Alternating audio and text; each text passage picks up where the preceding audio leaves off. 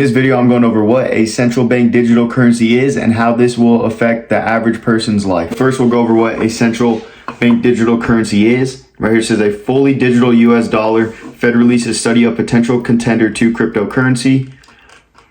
The Federal Reserve released a report last week exploring opportunities to create a fully digital US dollar, which would serve as a more stable alternative to other digital forms of money like cryptocurrency. Called central bank digital currencies, the currency would be equivalent to a digital form of paper money in the United States. Digital money is already prolific, with many modern transactions occurring over digital wallets and systems, according to an October 2021 piece by Harvard Business Review. Over 97% of money in circulation is from online transactions. So only 3% of money is even available in cash, and most of it is already in the banks. So like actually in circulation between people is very little amount of the supply of the US dollar that is in the world. However, the digital money used is typically stored in a commercial bank ledger or a public ledger in the case of cryptocurrency. In contrast, a central bank digital currency would be a liability of the central bank, meaning it would be backed up and owned by the Federal Reserve. Currently, only physical cash is backed by the Federal Reserve. If you know anything about the Federal Reserve, they're probably not the most trustworthy people. And the downside of going fully digital with a central bank digital currency is now there is no like doing side jobs for cash or anything like that. Basically, everything will be tracked and be able to be taxable. So even like it's your niece's like 18-year birthday or whatever, and you want to give her $20 in cash. There's nothing like that. Everything will be digital. Cash will end up having no value. And when that happens, then the government basically has access to every single transaction you make, no matter how small it is. If you just go out to lunch, if someone buys you lunch and you pay them back, like they basically have access to every single transaction you want to make.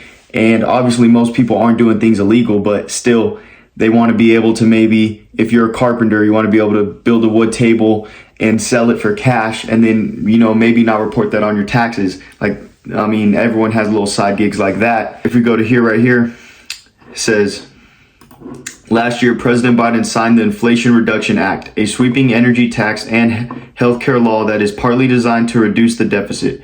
The legislation includes $80 billion in increased IRS funding over 10 years. The idea is that the funds could help improve tax compliance, which in turn could bring in an estimated $203 billion in increased revenue. And by $203 billion in increased revenue, basically means $203 billion more in taxes that will get paid to the government. It's too early to know what the impacts will be, but you may have heard some lawmakers say that because of the new law, an army of 87,000 new IRS agents will be coming to audit ordinary taxpayers. So they're already funding the IRS to have a lot more taxpayers. And a lot more IRS to go after and audit taxpayers. And it's just going to be that much easier for them if everything is digital. And I know some people are like, well, already 97% of the money is digital. Who cares if like the last little 3% gets like digital? But it is a big deal just because now you can't do one transaction without the government knowing. So basically there's no under the table work that will be allowed, which is kind of a big deal.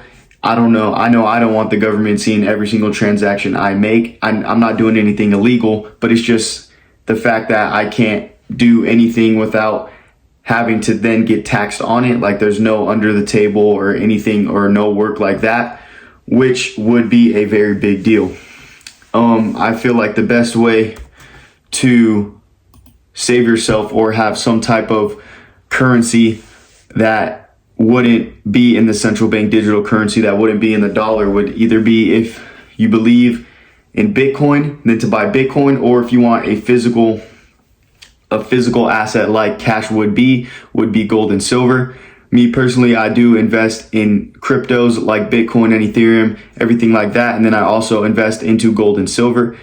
I feel like since gold and silver is physical, it would be a better forms of transaction like the US dollar than crypto. But either one would be better than having all your money wrapped up in a central bank digital currency, because then if you end up buying gold and silver with their central bank digital currency, once everything is digital, then they can also have access to that payment transaction and everything. So if you want any sort of privacy for any reason at all, before we go fully digital, you might want to look at investing into some precious metals or into crypto like Bitcoin and stuff like that, to where it's on a totally separate blockchain than the central bank digital currency would be on. And yeah, that's it for this video. Thanks for watching.